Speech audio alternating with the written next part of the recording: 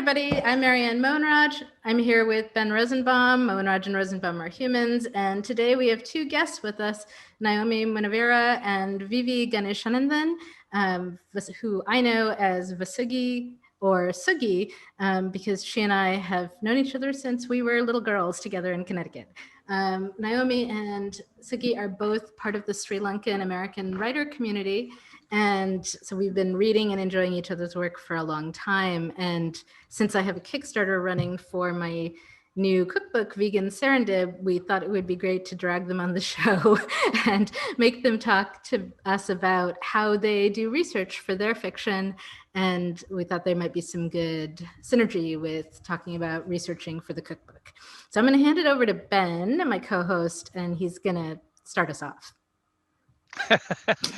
Well, so I would love to hear about, I think maybe each of you in turn I think our listeners mostly know Marianne, but I want to hear a little about Vegan Serendip, which is kickstarting, and I also like to hear more about what you guys are writing and like a little bit of self-introduction.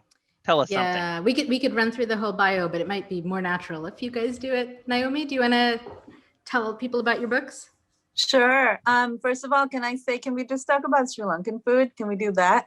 Yeah. That's what I'm most excited about. And yes. I was like, yes, let's talk about it for 1 hour. Totally deserves it. And that would be really exciting. I'm a novelist. My first book is called Island of a Thousand Mirrors. It's about the 26-year-long civil war in Sri Lanka that went on from 1983 to 2009. And it's really an honor to be with Marianne and Sugi, to be with other Sri Lankan American writers who know intimately what that story is and what it meant to write that and have it out in the world. My second book is called What Lies Between Us. It is exploration of childhood trauma and how that expresses itself in adulthood, and specifically on my character's maternity. And I'm finishing up a third book. I keep thinking I'm right at the end, but of course my agent is like, go back, do these other things. So I'm in that process right now. It is a psychosexual literary thriller. And it has a character who is a young Sri Lankan woman and an older white man who has a secret. And it's really about survival and who gets to tell the story and these kind of things. So that's me. Nice. Thank you. Cool. Sugi? Yeah. Well, it's such a pleasure to be here with Naomi and Marianne and Ben. We've met. I don't know if you may not remember this. We met in Chicago at Marianne's. All right. Of course. Sure. So it's nice to see you virtually again. And I am also a novelist and essayist, and my first novel is called Love Marriage, and it's a story about a family sort of reckoning with its political history and a protagonist who is trying to decide about her own politics in relation to the Sri Lankan Civil War, which Naomi has already mentioned.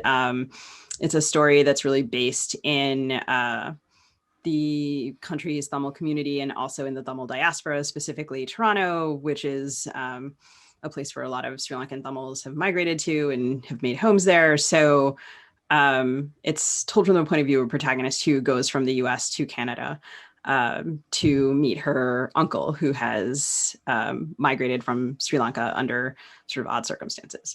And I will have a second novel out in either late 22 or early 23. And yay! Thanks.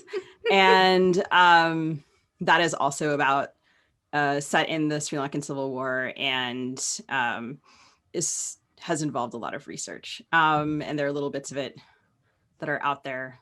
So maybe I won't say too much more about it. I'm sort of like right at the tail end of it. And Sugi, am I remembering right that did you train as a journalist at some point, or you worked as a journalist for a while? I did. I worked as a reporter for a while, and I also went to journalism school at one point to do arts journalism, which was interesting and fun.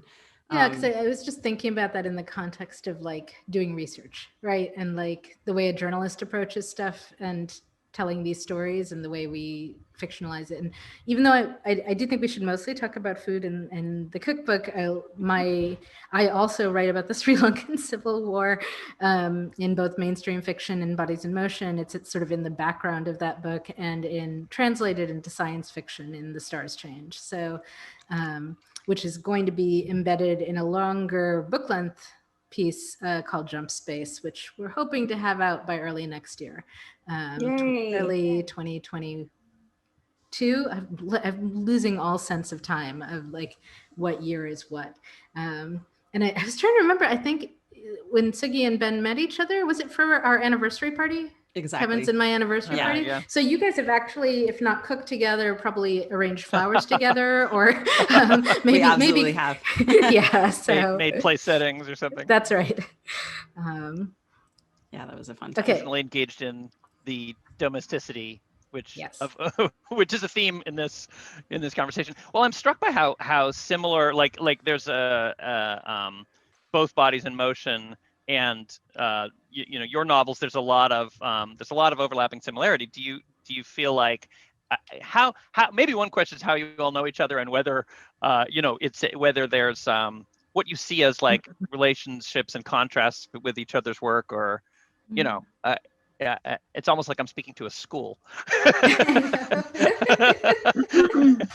No. No, but anyway, if we arranged this on very short notice, so I'm very appreciative of Naomi and Sugi for doing this. We could have also invited someone like S.J. Sindhu, who is based in Toronto and is a young novelist who's also working with this similar material. I mean, I don't know, from my point of view, I think I'm the oldest of the three of us. I'm almost 50. And when I first started writing, I did not know of any other Sri Lankan American writers at all, right? So there were some in Canada, there were some in Australia, and there were obviously many in Sri Lanka. There were some in the UK. And then over time, I eagerly kept an eye out for any that might emerge. And so people like Leah Lakshmi Pyapna Samarasinha, who at the time was more of a poet. I'm going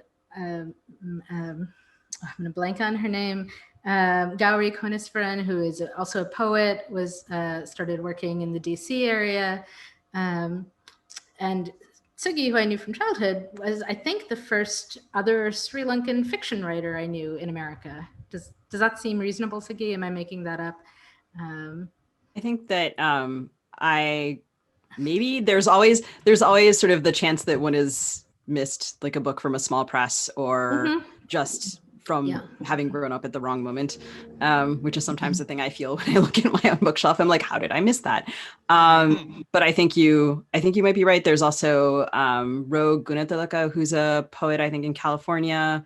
And Parini Sundaralingam. Yeah, Parini Sundaralingam. There's a wonderful set of poets and essayists.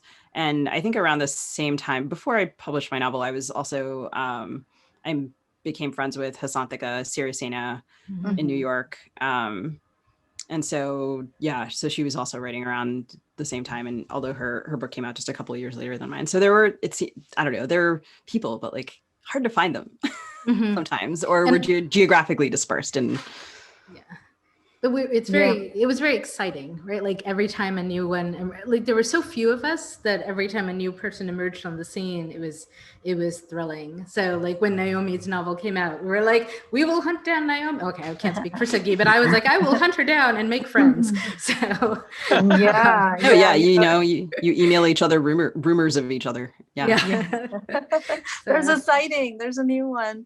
No, when we started this conversation, before we were recording, we were talking about Funny Boy, right? And how that felt 27 years ago, as it was the first Sri Lankan writer I had read that, it just blew the top of my head off, because it's like, oh, right. So our stories are important too, right? I had never seen that before. It was such a pivotal, amazing, really powerful moment. Marianne, I stalked you and fangirled over you for years, because you were doing all these really exciting things. You were writing, you were poly and out. And yeah, so I think I remember seeing you first at Artwala, which was like years, just not decades ago. That was At the one least in a Los good- Angeles or Los Angeles. Okay, yeah. So So- there used to be, so Ben, like I feel like in the early days of the South Asian diaspora literary movement, we were so hungry for community and connection. There were, I started Desi Lit, we had the Kriti Festival, there was Artwala in LA, there was one in Toronto, there was a festival in Toronto, like people were doing a lot. And then I almost feel like as we hit critical mass, the urgency and the need for coming together eased a little bit. Although now there's a Seattle group that's started up. So, and I'm blanking on their names, but they did some events virtually last year and have been doing things in person. So, are they South Asian or are they specifically Sri Lankan? South Asian. I don't know of anything specifically Sri Lankan, Sri Lankan. Like, I'm not sure if we have critical mass yet. So I wanted to also drop in the names of Sunil Yapa and Anuk Arud Pragasam, just as folks that have come on the scene and are just doing amazing work recently, maybe in the last 5 years or so. And there's also Mark De Silva, and Anouk, I think, has a new novel coming out like maybe July, maybe like next month. Oh, wow. Which is called A Passage North, and it's coming out from Hogarth. So I'm really looking forward to reading that. And Sindhu has another book coming out this year as well, I think. All of this is wonderful. I'm so looking forward to making Marianne's delicious food and eating it as I read. And I should say, actually, my fridge is literally full of food that I made out of your last cookbook. So I cannot wait for this one. Oh, I'm so jealous. That's really great. I think it's sort of funny. We had Chitra Divakarani was one of our guests for the Kriti Festival. And for her guest of honor speech, she basically spent the whole speech talking about other writers and naming them. And I do think there's a real, I'm just thinking about like, what have we just done here? Like, there's such a signal boosty kind of quality of like, Sri Lanka is very tiny, and so we have to help each other out to have any visibility in the world, right? So anyway, we'll list all these names in the show notes and any others that we've forgotten. One more. Yudhanjaya Jaya Ratna, right? Oh, yeah. So Yudhanjaya is actually based in Sri Lanka, and Mandy Jayatisa is another one who has her first book coming out soon. So it's been really exciting to see these emerging Sri Lankan writers. I was going to ask about that, how much, I was going to ask, I was thinking of him, of Yudha, and whether whether you feel like that there's a strong connections between what's happening in the diaspora and what's happening back in Sri Lanka, or in different parts of the world, or if that's like, because you're sort of talking about like watching this emergence of American, Sri Lankan American, but I wonder like to what extent is that those different areas connected. I don't know if Suki knows Yudha's work. He's a science fiction writer. I do. We're Facebook friends because of you, actually. Okay. I think I don't know, you tagged us in the same comment or something. We were both like, oh, hello. Yeah. And so I've been following, and it's exciting to see. And I remember you telling me about going to Sri Lanka and meeting writers there, which is also, of course, something I love to do when I go, is to, and then I think the internet doesn't always make the world so much smaller, but it does make conversation at the very least possible. And so, Amina Hussain, who's also a publisher, is someone whose work is very important, like Ashok Ferry, who Marian, I think you've also met, and he's terrific. Yep. Yeah. So, and Sham Salvador, who we've already talked about, is also like, I think he's single-handedly a force for this because he travels so much back and forth and has also organized the major literary festival in Sri Lanka. So he's someone who's really responsible, I think, for bringing diaspora and in-country folks together and for keeping that conversation. And it feels really organic, at least to me. I don't know how it feels to folks in country, but it seems to it seems to be something that we can more easily pursue now. It does also mean that I can never close my social media accounts because I would lose all of these conversations. And sometimes I'm like, I would like the Facebook vacation. I'm like, no, I cannot. I don't actually want the Facebook vacation because I would miss all of this. Yeah, you could take a 3-month break. I think about that sometimes. I'm like, I'll be back. I'm just on vacation. I do. Oh, sorry. Marianne, just to quickly address that question is like, I think what's exciting that's happening now that I haven't seen before is that these Sri Lankan writers based in country are getting international press and attention, right? Like Mandy Jayathisa's book, My Sweet Girl, is coming out, and it's coming out with a US publisher. And I think possibly a UK publisher too. That's happening very soon, I think in the next couple of months. And that's exciting. I really haven't seen that. And also Yudhanjaya, my gosh, he's just blown up. He was, I met him about 5 or 6 years ago, and he was just sort of starting to write, and he has blown up in this like massive and beautiful way to watch, and has gotten like really international attention. Again, it's the internet, right? He's connected to all these sci-fi writers around the world in a way that wasn't possible before. So that's what I'm seeing is this like international attention on Sri Lankan writers that I don't think was present before. I do think the conversation is different though. So like when I went there, I took my daughter who hadn't been to Sri Lanka before. My husband's white. He's actually never been. And so I took her. She was, I think, 12 at the time. And we traveled around, and at some point we ended up meeting up with these science fiction writers. I had a friend who, Sucheta Vijanayaka, who connected me with these other writers, and we sat on the beach and drank and ate delicious fried foods for very late. And it was, and my daughter fell asleep and was very patient with her head on the table, sleeping through this whole conversation. It was a great conversation, but it also struck me how young they were by comparison. Yuda, I think when I met him, I want to say he was 28 a few years ago. So he's maybe around hitting 30 now. And as part of that, their experience of the war, the Sri Lankan conflict, I still don't know quite what to call it, is so different. For them, they were teenagers when it ended, right? Yeah. And so it's history, and it does make its way into their fiction, but in a really different way than I think it does in our fiction. Even though all three of our approaches are different, but still, I don't know. I think we were of that generation. Marianne, I'll be 50 in 2 years too. I'm 48. Okay. So, we're of that generation that it was sort of inescapable, right? We grew up with it. It was like the presence. It was this sort of, we didn't grow up in Sri Lanka, but it was a backdrop to our growing up. So it's almost inescapable for us in a way that possibly it isn't for them, even though they're living in country, which is interesting. Yeah, like I have relatives who are refugees. I have friends who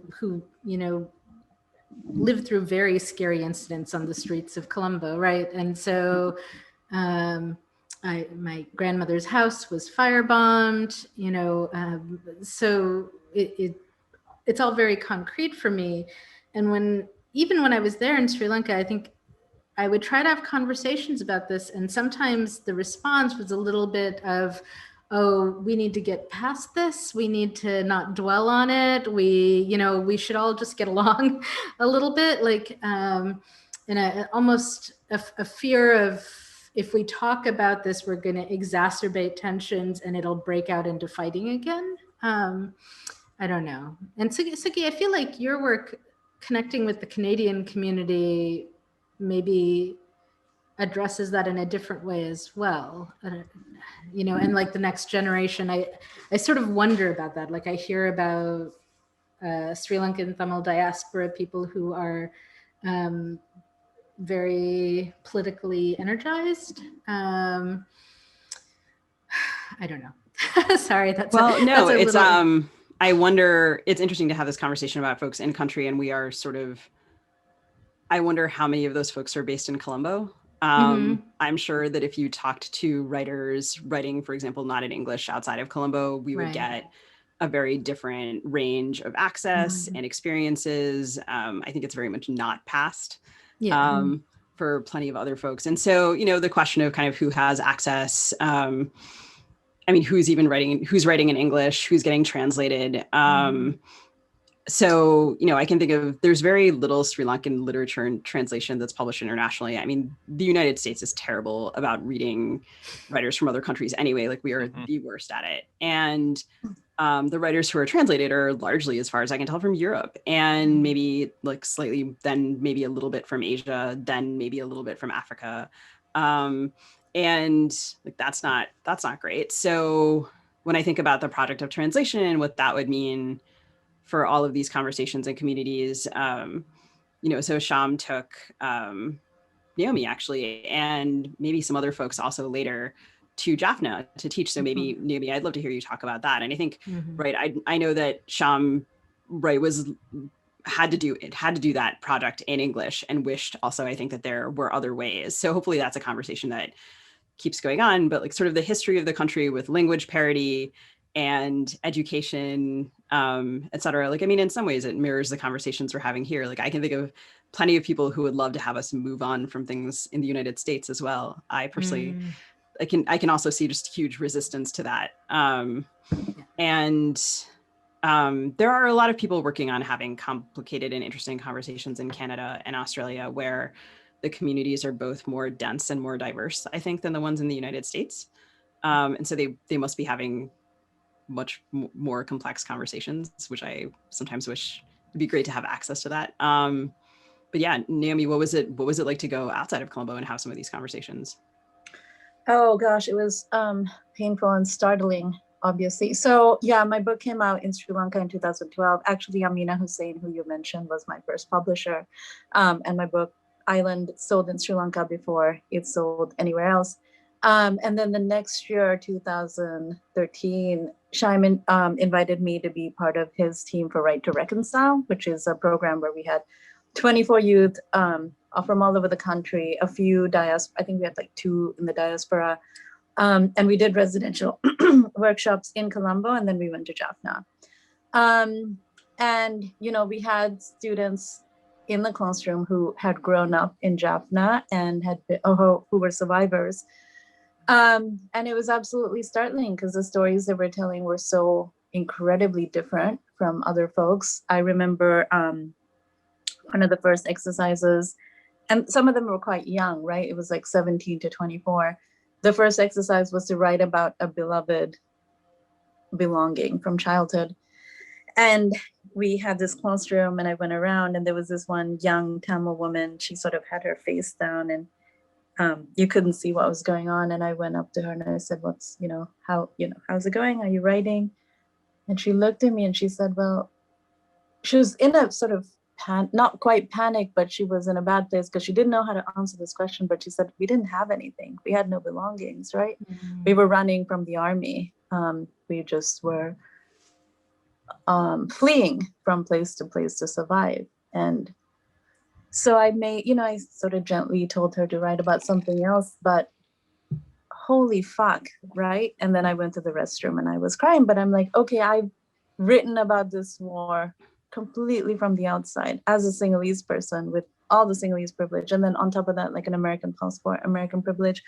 But these folks are here, and they, very few of them are going to have access to something like Right to Reconcile, very few. And those are also the ones that are able to speak in English, know about this program coming out of Colombo. And there was 24 of them. We did it 3 years in a row, and then our funding got cut. So it's not even a thing anymore. And during that trip, we went to places and we met survivors. We met folks with like amputated limbs. There was a protest going on for mothers of the disappeared. And all of that was going on at the same time that there was this incredible, pervasive Sinhalese army presence everywhere, just absolute colonization. And as like Hindu temples are being blown up and erased. And you were seeing all of that at the same time. It was just awful and shocking. And I don't know, like I've heard from people that militarization of that zone continues. They got rid of the commemoration, right, to where the final genocide happened. They got rid of that. There's not even a plaque, I don't think. So yeah, it's bad. That's what it was like. Yeah, I think like so much of the conversation about writing in Sri Lanka is actually centered in Colombo. And yeah, it's interesting to think about. I mean, it's going on. Those conversations are going on elsewhere.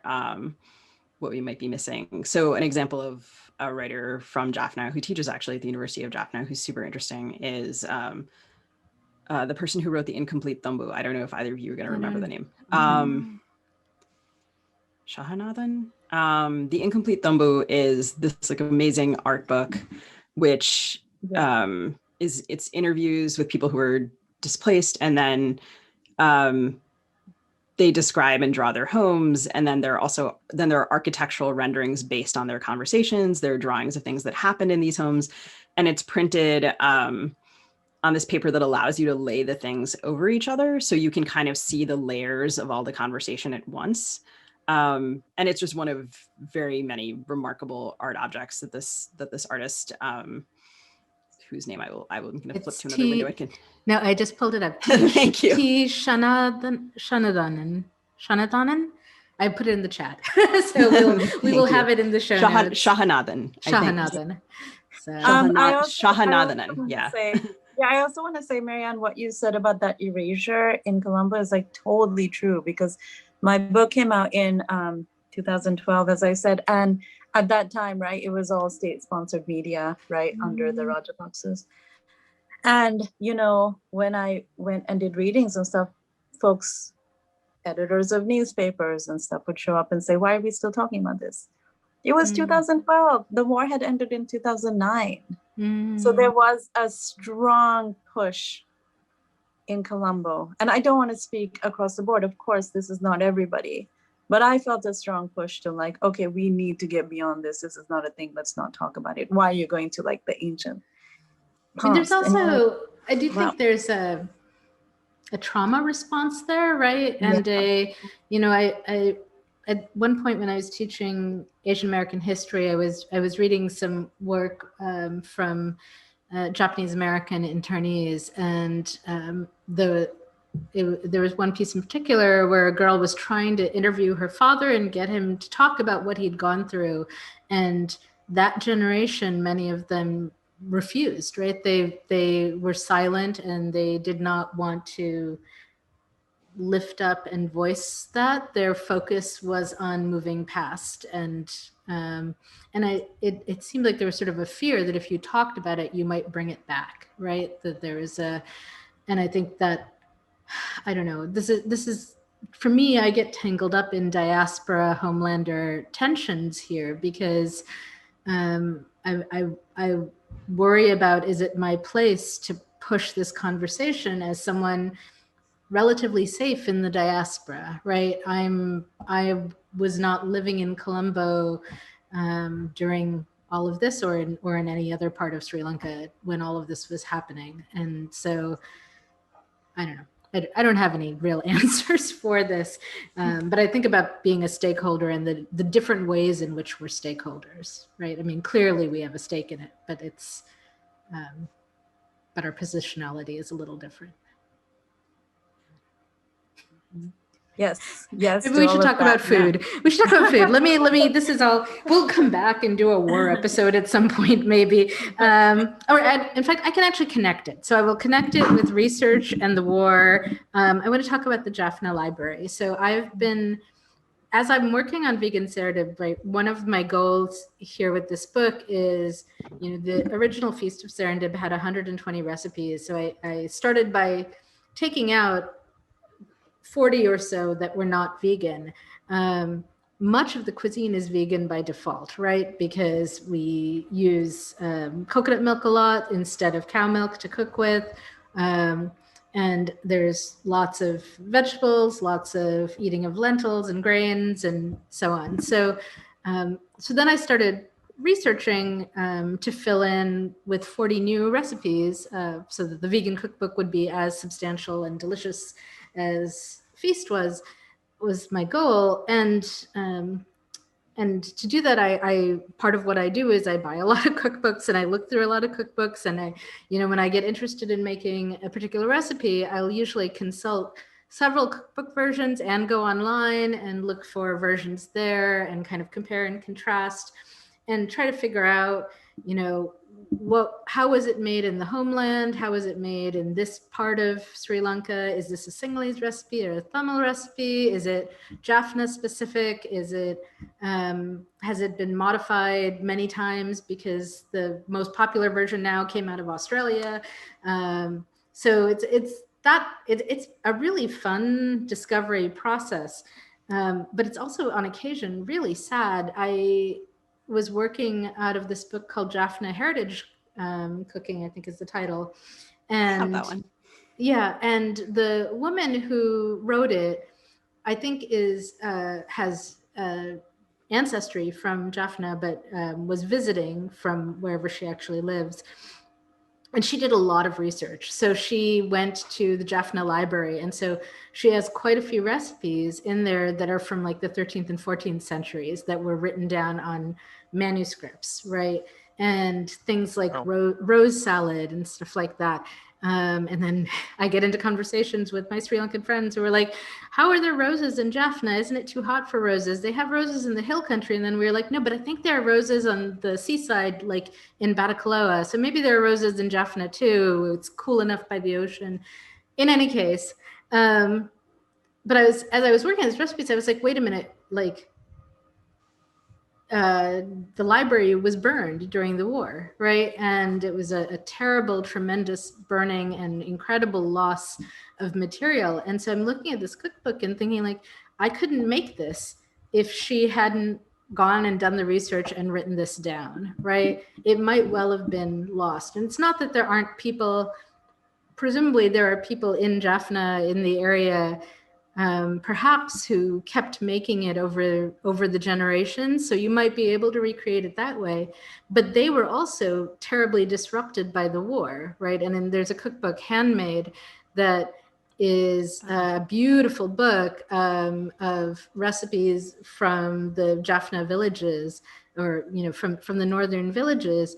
But one of the things that strikes you going through this book is that so much of it is poverty cooking, it is about, we couldn't get this and this and this that we traditionally get because of wartime scarcities and shortages and disruption of food lines. And so this is what we're doing now, which is so with the burning of the library, with the conflict happening, so many things have gotten broken down in terms of the passing on of this knowledge. So there, I connected it.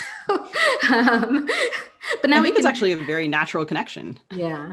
Right. I mean, there's a whole set of people who eat congee on the day that the war ended, because that's what people in the no-fire zone were eating, for precisely the reason that you're talking about. Or I don't know. There's the way that there's a set of people who sort of think that either food and or cricket will solve everything, and then if everyone could just get together for like a cricket match, or as these guys, if these buggers could get together for a bloody cricket match, we could all be done, and it's like, I'm sorry, my parents now can't listen to this episode because they consider those words to be swearing, but right, I think, and I don't know, anytime I get into about cricket with folks, I'm always like, so you think cricket can solve things, but like maybe 50% of the country is not like really socially allowed to play cricket that much. So you might revise your opinions on that. And regarding food, I don't know, that seems to me actually a much more, I don't think that's going to solve anything either, but like it solve everything either, but at least it's that seems more promising, like borders more porous. But yeah, even like the language that we use, like my closest Sri Lankan friend in Minneapolis is a Sinhalese American artist, and we became friends. I actually wrote an essay about this recently for a food anthology. I was really sick when I moved here, and she cooked for me constantly. And so I would go to her house, and she would have made the same food, and her words for it were all different. So I would, have come from eating like whatever terrible tinned processed meal I could assemble for myself, and they were truly horrible. And she's an excellent cook. And it was so nice to come to that and to have it be like a kind of home away from home. And I think that is actually a language that people seem to speak in common. Maybe it is actually the fourth, maybe it's the second link language. English is the link language of Sri Lanka, but maybe it's actually food. And I think, right, Marianne, like your recipes, I know have brought so many people together in conversation. Like there's always these great exchanges going on in your Facebook wall, or about, like, oh, but could I do this? Oh, my mother used to do it this way. Yeah. And there's this sort of like wonderful chain of food gossip, which has this like way of recreating, I don't know, it's Klatsch-like, to just throw the Yiddish in the mix, I guess. Like I appreciate that. Anyway, yeah, I don't know. That's a quality of your cooking and kind of homemaking, which I guess I mean in the broadest possible sense, that I so appreciate that those conversations are so alive there. Well, I think, the food world has been tangling with this authenticity question for many years, right? And, right now there's things at major magazines that are dealing with very real issues about, who gets paid to write about what ethnic cuisine and so on, right? It's a huge issue. And I'm guessing that you both, like me, have had 20 plus years of being on panels and asked to talk about authenticity as a writer. And I think part of what I love about food writing is it's really easy to disclaim authenticity, right? It's really easy to say, this is how I make it. This is how my mom made it. I've already made these changes, right? It's so immediately particular, as this specific recipe is the way Marianne makes it most of the time. Although in fact, I mess with it all the time, even when I make it, right? Like here's a template, now go and play with it, right? And so there's food invites you to do that kind of play, right? There's an opening there. At the same time that you can have these, this awareness of tradition and things that are essential. I have one big regret about Feast of Serendib, which I'm going to fix in vegan, but it's ridiculous. I don't have a recipe for milk rice in Feast. And the reason I don't, even though it is a hugely important food item in Sri Lanka, it's rice made with coconut milk, is I didn't grow up cooking it. I didn't grow up eating it very much. My parents did, but they ate it when their Sinhalese neighbors brought it over, right? And so even though my mom knew how to make it, it wasn't something she made a lot at home. It was something that was brought to us as part of the Sinhalese community. So I tried to make it for the cookbook, but it was sort of like one of the last things I was trying to work up as a recipe. And I had like 3 failures in a row. I still don't know what I did wrong, but it's supposed to form this semi-solid mass that can be kind of like cut up into diamonds and so on, and will hold its shape. And mine just kept falling apart. And so I was like, fine, I'm not going to include it. And I went to print, and then immediately started getting questions from Sri Lankans of like, my dad's friend sent me a very nice, handwritten letter thanking me for doing this cookbook. But then at the end of it, he's like, but why is there no milk rice in here? And I'm like, I know, I'm sorry. So, because it's like New Year's food. It is an essential celebratory food. And so, and very much, I think, something that brings communities together and brings specifically Sinhalese and Tamil people together. And so I'm really regretful that it's not in there. It'll be eventually we'll do a second edition and it will be in there, but I don't know.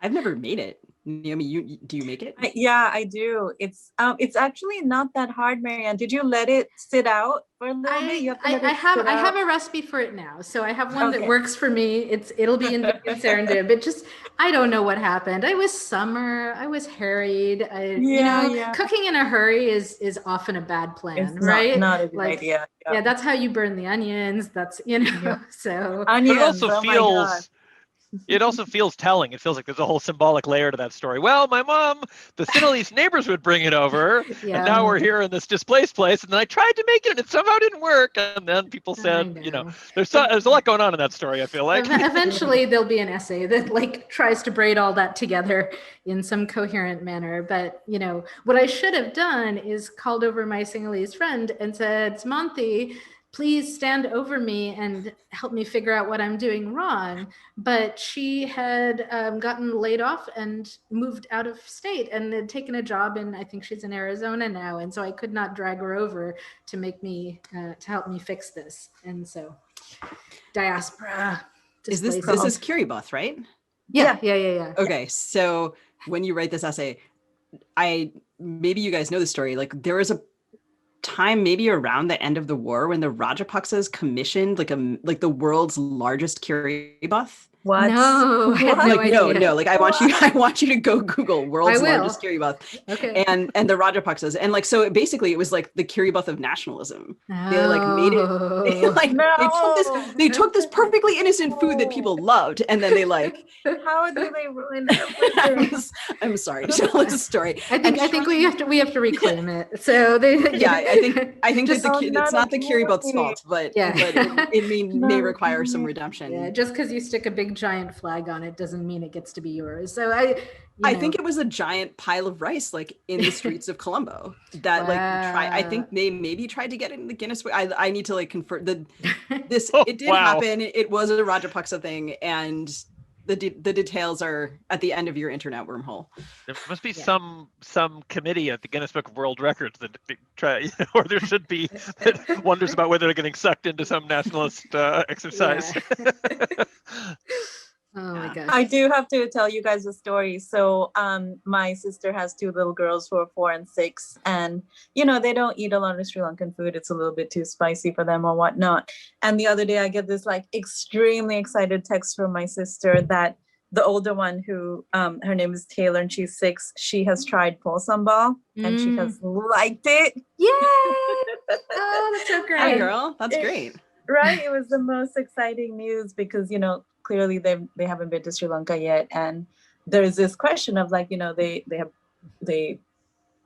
in America now, right? Like we're staunchly in America, we're Americans, and what is the connection? But just this little tidbit that she had liked, pol sambal just felt I don't know. It was wonderful. So I wanted to share that with you guys. Yeah. My daughter will sometimes ask for this chicken I make that I is not any traditional recipe, but it's Sri Lankan flavors of ginger garlic chicken. That recipe is so good. It's really good. I honestly don't know where I got it. Like I think I've been making it since college, and I'm like, maybe it was one of Amma's recipes. It must have been, in fact. So, but in any case, it's a great starter recipe. It's not like scary for people not familiar with the cuisine. So I make it a lot. It's kid friendly if you leave out the cayenne. And it always makes me really happy when she will ask for it. Like if I go too long without making it, she will be like, can we have the ginger garlic chicken? And I'm like, yes, I love you forever. You're the best child. It's like she knows if she calls me Amma, she can get me to do anything. So there's certain, like both the kids will do that on occasion. They'll pull out the Amma as instead of mom or mommy. It's a very effective technique. But recently, because of the vegan cookbook, I've been making a lot of desserts and so on that are traditional vegan desserts that have mostly, a lot of them are coconut based. And Kavi has decided that she doesn't really like coconut. And I'm like, no, how can you be Sri Lankan and not like coconut? It is like the food of the gods that like sustains us. She likes coconut milk. So I think she's just not used to it in a dessert, but I haven't tried her on pol sambal. So I'm like, I don't know. But Marianne, are you getting fresh coconut? Are you like breaking it open and doing the whole thing? Because it varies. I know. So I bought a coconut grater, like a hardcore, like clamp onto the counter grater thing, but I have no skills with it. Like I used it when I was a kid. My mom would make me do it. And I remember that I even wrote a poem about the coconut grater. But when I tried to do it recently this summer, I was trying to, they have fresh coconut in my local grocery store now, which is terrific, but I can't grate the the white meat of it, without also getting some of the pith. And then I've got to like try and pick out the brown stuff, and it's a pain. So mostly, thankfully, there's a grocery store nearby where I can buy frozen fresh coconut, and that's a really good option for those of us who don't want to stand there swearing at the grater, I think. And reconstituting dried coconut, as long as you don't get the sweetened coconut, you get the desiccated unsweetened, and then you put it with a couple tablespoons of coconut milk and nuke it in the microwave. It actually comes back pretty well. So so there's ways around it. It's never going to be the same as getting it right off the tree in Sri Lanka, right? So it's I remember when I took Covey there, we arrived at Gullface Hotel and we walked in. Here's a shout out to Gullface. You are my favorite hotel in the world. I love you so much. And I would love to come and like do a writing residency just living there for 3 months. It's a hotel in Colombo, kind of an old colonial-y sort of place. And they have these white suited men standing there to greet you when you walk in with these glasses of fresh mango juice. And so we were hot, we come off the plane, we took a drink, and it was the best thing I'd ever tasted. I was like, you know, like I cut mangoes for my kids all the time here, but I'm like, oh, these are grade D mangoes compared to what they have in Sri Lanka. You forget because you're not there what it's actually supposed to taste like. So I don't know. Naomi, are you using fresh coconut all the time? Do you grate your own coconut? God, I wish. No, I'm asking because I thought you guys might have those skills. I don't have those skills. I have in my kitchen. I have the whole contraption, right? Okay. I very ambitiously bought that shit, and like I've never used it. It's been like 5 or 6 years. It's just there. And as we were talking about that, I was remembering. Do you guys remember the old-fashioned ones where women used to sit on it, right? Like do you have this image in your mind of like a woman in a sari sitting on this thing, and then it's like a little bench, and at the head there's a thing that protrudes, and you grate your coconut like this. I've seen that. Have you seen that? Yeah, but the one that I'm familiar with is the clamp-on one you guys were describing. The clamp-on one. I think the clamp-on one is a modern, convenient form of that. Yeah, it's. Talk about labor intensive. This is the most labor intensive food. Yeah, I was also encouraged, forcefully encouraged by my mother to take this task on. Gently urged. Yes. But I mean, it's essentially right. The modern convenience that we're describing, it's like not dissimilar to, if people remember, like the old manual elementary school pencil sharpeners. It's like that, except for you like take a coconut and then you're like, I mean, it's the same motion. Yeah. The same like hoping that the teacher thinks you've behaved. And like I was so bad at it. And then the shells are used for all sorts of things. Like we used to keep putu in one that had, I think my grandmother had given my mother the coconut, like the coconut shell is worn down so soft inside. My mom still has it. And yeah, I mean that the freshness of the coconut and I hope Covey ends up liking coconut. Well, I have this theory with children that if you give them a food 7 times, they have a chance of liking it at the end. So my kids know about this theory and they are very dubious, but so it's an ongoing discussion in our house. But I'm like, I will give them something and they're like, we don't like that. I'm like, you've only tried it 3 times, so now is time number 4. If you make it to 7 and still don't like it, so you're off the hook. So, yeah. Do either of you have idli steamers? I do. Yeah. I don't. At the end of this podcast, my friend Prabhana is coming over to give me an idli steamer. Oh, yay!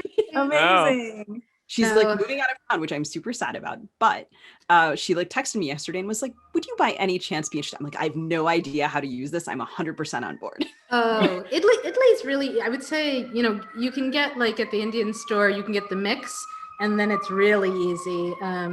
Or if you don't feel, or you can make it from scratch, the recipe's in the cookbook.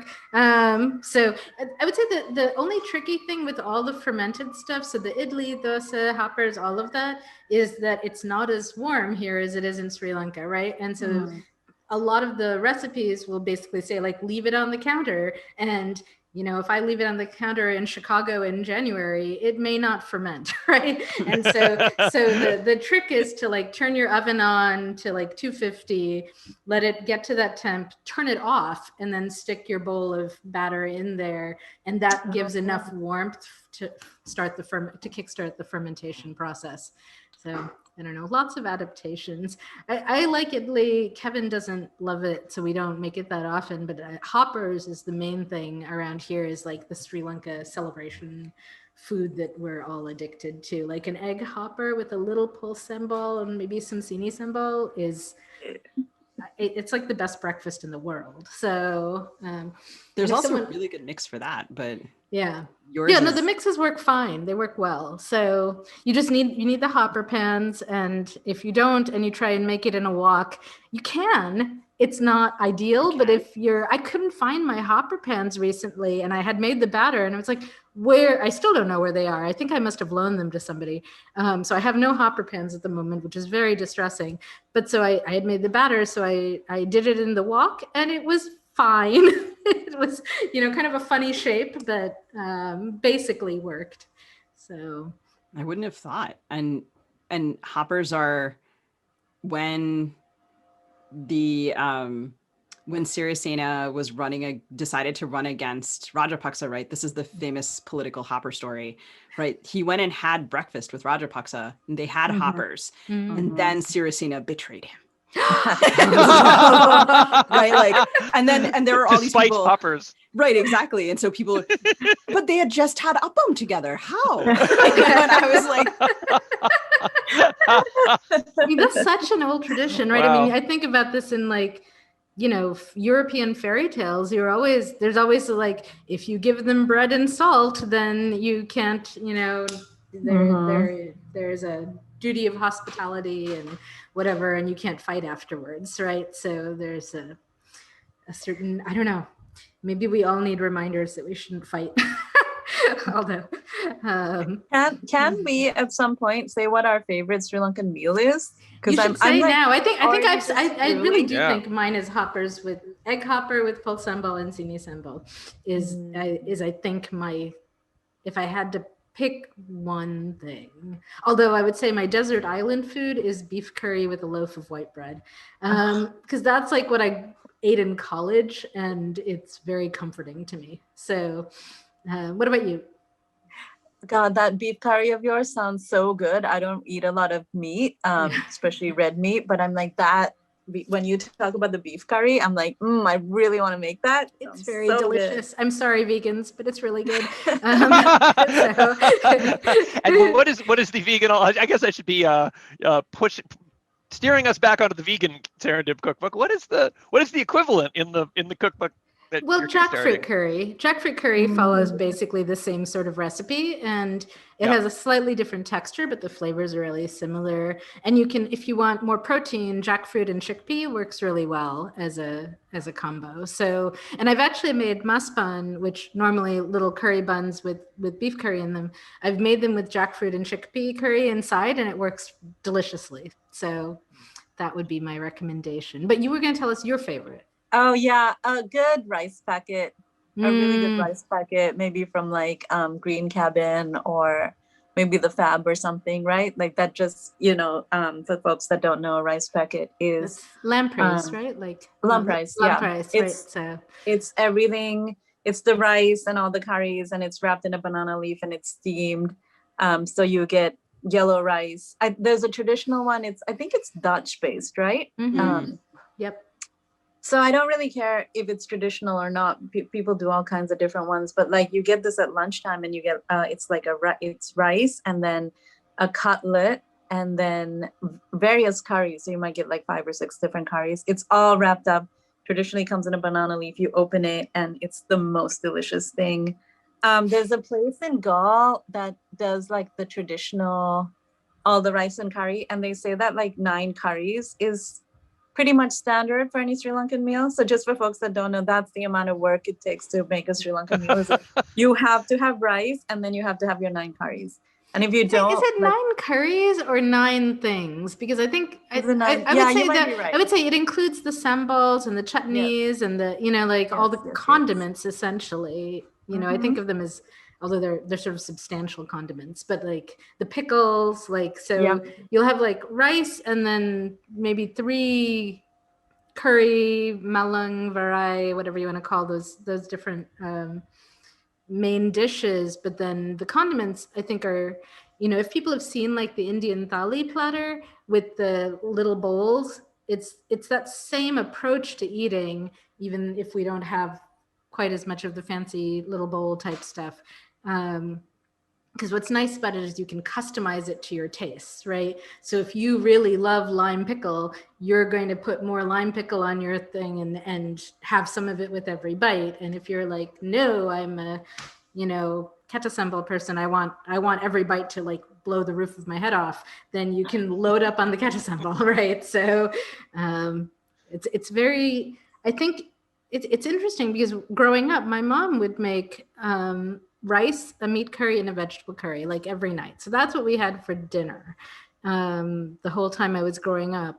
And that whole array of feasty stuff only came out for parties. I don't know if that was similar for you or, and I think she had like some jars of condiment in the fridge that maybe my dad would go and get some lime pickle to add, but the kids mostly we didn't. Yeah, I mean, I think because, you know, I was growing up in America, right? So when we got Sri Lankan food, it was a big spread. It was like some special occasion. So, and then when we would go to Sri Lanka, it was always a big deal to go to people's houses. And then maybe because of that, there were these huge spreads. So that's the way I think about it. Sugi, what about you? Well, I was just thinking sort of nostalgically about what a good cook Marianne's mother is. She's amazing. I mean, I don't think I've eaten her food since I was a kid. It's quite memorably good. And I think I'm aware of like, so there's rice parcels that are like the ones wrapped in newspaper, but the ones that you're describing that come in a banana leaf, like they're actually cooked in the banana leaf. So that flavor goes into the rice, and I love those. I'm having a hard time selecting one favorite meal. My brother and I had like this ongoing conversation, which to my mother's dismay, we had named something macabre, like, what would your last meal be before you perished? And she was like, why do you have to have such a dark conversation about this? But we were always coming up with like a solid week of meals. And I think for me, like the trick is combining the right things. Like I was trying to explain to someone why putdu and seafood together, or like poriel, like fried foods with putdu, are so much better than like I would eat fried foods with like fried curries with rice also, of course. But like that with putdu is such a terrific combination, or pol sambal and putdu is a little dry, right? So it needs something to combat the dryness, to like blend with it properly. Yeah. So either a liquidy thing or a fried thing has the extra fat in the oil, right? So yeah, like you want your juicy thing, your crispy thing, your fresh thing. And if you don't have all of these things on your plate, so like as a beginning cook, like most of my favorite foods were foods I would describe as like sort of foods with a lot of sauce, like wet curries, and then also foods, frankly, that were all brown. It was like chicken curry, like or like in that family, like dal, chickpea curry. And then, you know, I would make myself a plate. And then I would sort of look down and be like, this doesn't look correct. And I would call my mother and she'd be like, that doesn't look correct. Maybe I should think about more fresh vegetables. And I was like, oh, yeah, I see your point. So I don't know, lump rice is a great pick for a favorite food, but I think I love like Sri Lankan thosai is different than South Indian thosai in that it's smaller and perhaps like a little thicker. Sometimes can also be cooked with an egg. That with pol sambal, with coconut sambal, is one of my favorite things. It's often considered a vegetarian food, but I will shamelessly eat it with meat curries. I love putdu. I was given a putdu kulil made out of bamboo, which I'm like basically afraid to use because it's so beautiful. And also I have no idea how one cleans it. I can't make putdu. And so this is like, I think it also has this like precious quality of like a thing that I cannot make myself, which even hoppers, I can do it fairly well. And with putdu, I really love it and I can't. So I think I would pick maybe putdu or thosai, which I really don't know how to make. I You love just need shrimp a little curry. practice on the pittu thing, you know, like it's the first couple times I tried, it completely failed, right? It was like this gooey mess that came out. What this is you're combining rice flour with water and salt and so on, and you're making a sort of pebbly mixture that's sort of similar to what you might put on top of like an apple crumble or something like that in terms of texture, right? It's like a pebbly flour thing, but then that gets put in a long piece of bamboo traditionally that would then be suspended over steam, and the steam cooks it, and then you push it out, so it emerges in this very characteristic cylinder of pittu, and it can be a little tricky getting the steaming right. So I had the day when I was really working on the recipe for that, my kitchen was a disaster. I had to like clean it thoroughly 3 times because I had just messes everywhere. But eventually I got it. So Maybe I should just come to Chicago for come cooking. to Chicago. Well, this is what I'm always saying. You should always come to Chicago. So we can just have a week of cooking and food and writing, and it'll be awesome. So That sounds wonderful. Marianne, you can make pittu, but you can't make milk rice. This is I can now. right. It was a struggle. It was, well, and I think it really was kind of a Sinhalese thing. Pittu we had at parties, and milk rice, I think someone had to bring it. I'm sure my mother knows how to make it. It's just, I think Benjamin's right. There's a bigger story here. Okay. But I think it's interesting. Go ahead. Sorry, really quickly. We say Sinhalese people say pittu. How are you guys saying it in Tamil? I say pittu, but Sugi I think says people say either pittu or puttu. I've heard both. Yeah. Okay. And the transliteration seems to also be either. I've seen pi or pu. Yeah. Okay. I think that's right. But Naomi, I have to tell you, I heard a story from someone who loved lump rice so much that when they would go to Sri Lanka, they would like go to Fab or Green Cabin and order like 20, like enough parcels to fill a suitcase, and then would freeze them and check the suitcase and fly it to the US and then eat them slowly. Wait, but that would work? They would not, because the cargo hold is cold. It's cold. It would thaw somewhat by the time it got to the States, but if you threw it right back in the freezer, I think you probably would be okay. Oh my God, you've changed my life. My life was different. Let me know if you do it. Let me know how it goes. I think you can get them in ring Canada. Of international pittu smugglers. No, surely we can get it in Canada now, right? In Toronto, there must be people making it. So there's a new service called Chef, which is letting people order from home cooks, and so. So there's some Sri Lankan girl somewhere in the city who is doing Sri Lankan food. So now if I don't want to cook for myself, I can order her food and have it delivered. It's very nice. So it's lovely to have that option, which I did not have I've before. been obsessively emailing them and being like, get a Sri Lankan chef. I need you to do this before I order. So I'm sure they're like, oh God, there's this crazy woman here in the Bay. I think I've emailed them about 3 times. Isn't there a Sri Lankan cart in somewhere near Oakland? Someone was telling me about this, and I haven't. A Sri Lankan cart. Yeah, I want to say.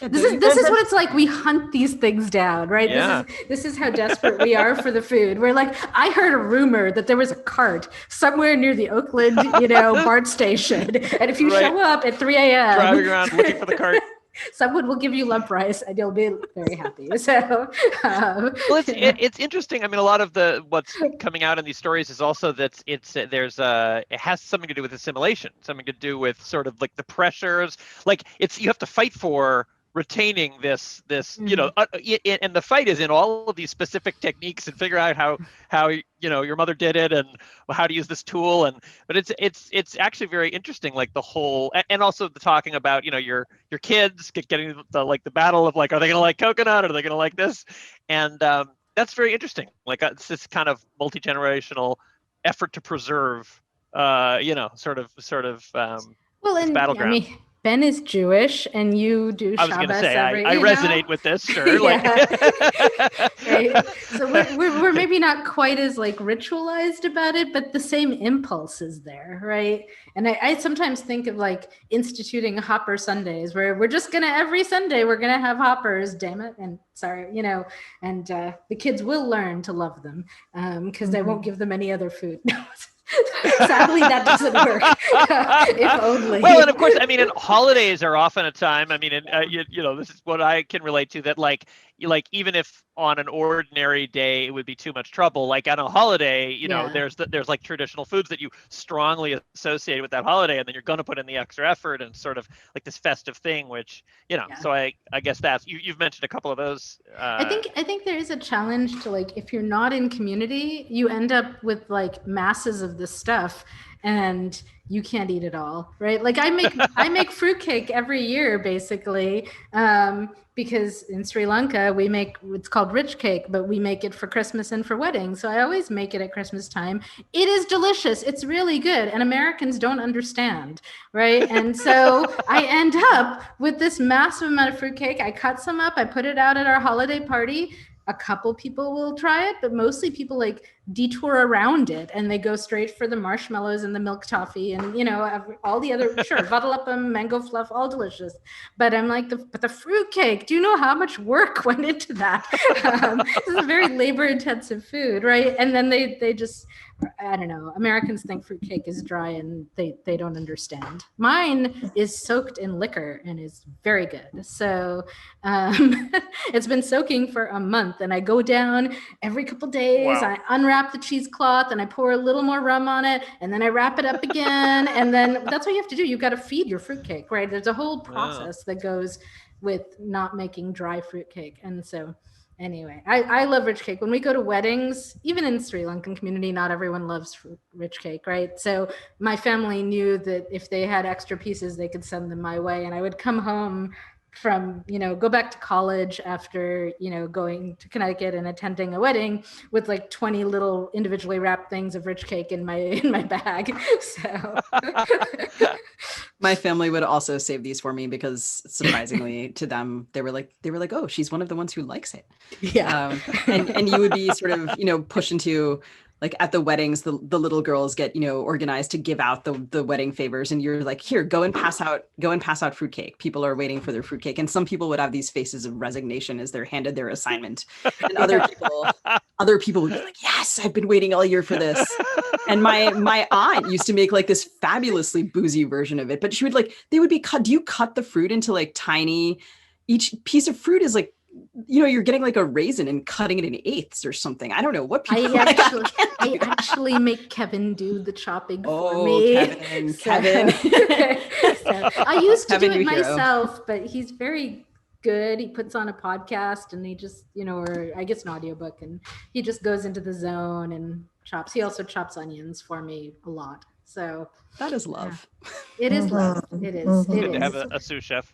Yeah, no. So he's a pretty good cook himself, but you know, he occasionally will make me, like, he'll make my Sri Lankan beef curry, and that's always a treat. So, you know, and then I'll make him an Irish stew. So, Ben, you were talking about assimilation, and I'm curious to know, one of the things I so appreciate about Marianne's recipes are that they'll often be these things like, oh, you can serve this with a dinner of rice and curries, but it also goes very well on toast. And I grew up with a lot of Jewish friends on the East Coast. And one of like a snack food I really like that I kind of stumbled into when I was out of cream cheese is actually parapu on a bagel. So like dal on a bagel, essentially. My mother is still like horrified. And I don't know, I know all these food purists who are like, you know, you can't put the Sri Lankan food and the Korean food on the plate together. I'm like, why can't you? So I'm curious about whether, right? And like, so I want to hear about, and that stuff goes all the way back. Whenever people are like, no, this is the pure form, they are always erasing the history of like, what? No, that was totally a mashup of like 12 things, right? Like, I mean, you know. Exactly. I mean, there's definitely a multicultural history of the bagel, for one thing. I mean, it didn't it was not carried by Moses from Sinai. There are a lot of Poles and Hungarians in the invention of the bagel. So I do want to kind of figure out what the best Sri Lankan topping would be for a bagel. I think it's sini sambal with maybe just cream cheese, but I'm still working on that. So I think there's some something that's going to be really good. A friend of ours here in Chicago, Amanda Daly, opened an incredibly good bagel shop. So I feel like I have really bagels to experiment with, and given that, I should be able to come up with something really, really good. So it could be a stretch goal for the a stretch goal. I will come up with the perfect Sri Lankan bagel topping. Yeah. When I come for my bagel topping. I volunteer when I come for my coconut coaching to Yes. beta test any cream cheese combinations that you need tested. Excellent. She volunteers as tribute, indeed. So I think Naomi has to go soon. So we're going to need to wrap this. I could talk to you guys about food forever. Ben, do you have any burning questions? Anything you feel like we neglected to talk about that we should cover?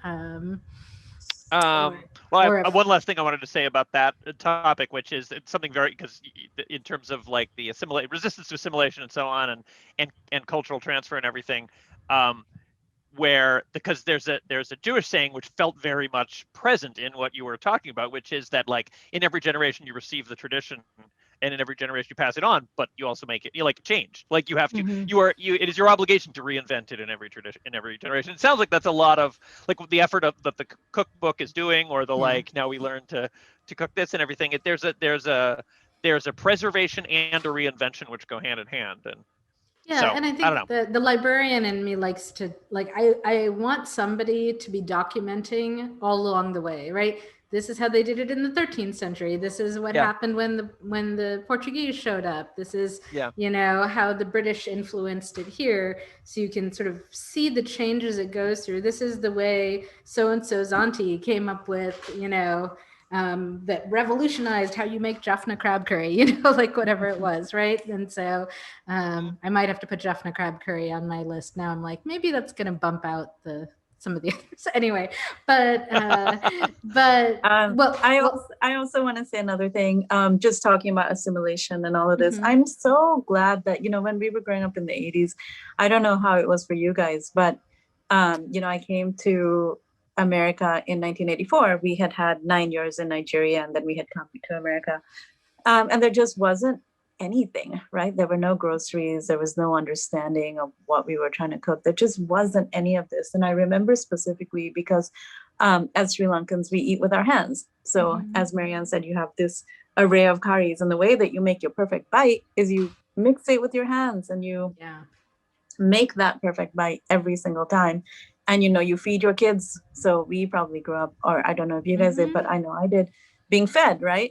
Was that little balls of food that you mix together with your hands. I did that a little bit with my kids when they were very small, but you can't really eat it properly with a fork, right? I mean, among other things, we cook with whole spices, and so if you are eating with your hands, you're not going to burn your tongue because you'll find out what the temperature is from your fingers, but also you'll notice if there's a big cardamom pod in there, and you pull it out, right? Whereas with the fork, you're sometimes biting into the cardamom pod, which is sort of a sad experience for most people. So I do know people who like them so much they chomp on them, but that is not me. Ooh, that's different. Okay, so what I remember about that time is my sister came back, and she's much younger than me. She was in 3rd grade, and she came back and she said they were studying other cultures, and her teacher had said a mark of not being civilized was eating with your hands.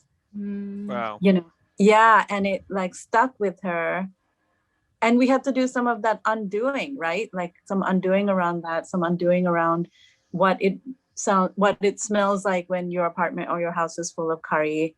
All of these kind of conversations around assimilation and living in a new country and food. And I'm so glad we've now come to this point where it's this is our food. It's the best food in the world. It is. It just is. I'm unbiasedly saying that. That's right. objectively a fact that it is the best food in the world. It's Anyway, funny, like I used to argue with my mom about the smell thing, right? Like she always closed the door to the kitchen when she was cooking, or if it was particularly smelly, she would like take it out to the porch and cook it outside, right? Like she had a little hot platey thing that she used out there. And she comes to my house and the whole house smells like curry because I've been cooking for days for Christmas or whatever. And she's like, it smells like curry. And I'm like, I know, it's so good, you know? And we have this incredible, like, she's like, but, and I'm like, no, my friends love it when they walk into a house smelling of curry. And she would sort of, she would accept that, but not really believe it, you know, on some level. So yeah, because that's the first generation coming in and having to deal with all the racism and that conversation around smell, right? Yep. So and now we can I can walk to the Whole Foods and buy curry leaves, which is amazing, right? Like that was, I used to have to grow my own tree to be able to have curry leaves, and before that I subsisted on like dried sad curry leaves. And so I don't know. It's great. It's great that we progress sometimes. So, all right. Well, thank you both so much. At some point, we'll have you come back and talk about your fiction, because I would really love to do that. Maybe when your new books are coming out. Yes. So. And I think before we go, let's just have everybody say, like, where can people find you? And, you know, what do you have coming out lately? You know, yes. Give people a title that they should read right now, and and where can they find you online? And where should they social find media? You? Yes, that would be good.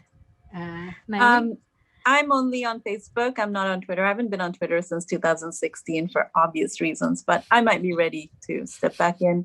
I'm on Facebook, and my first book is called Island of a Thousand Mirrors. There's a ton of food in there, so if you're passionate about Sri Lankan food, hopefully it will make you hungry. Yay. And Sagi?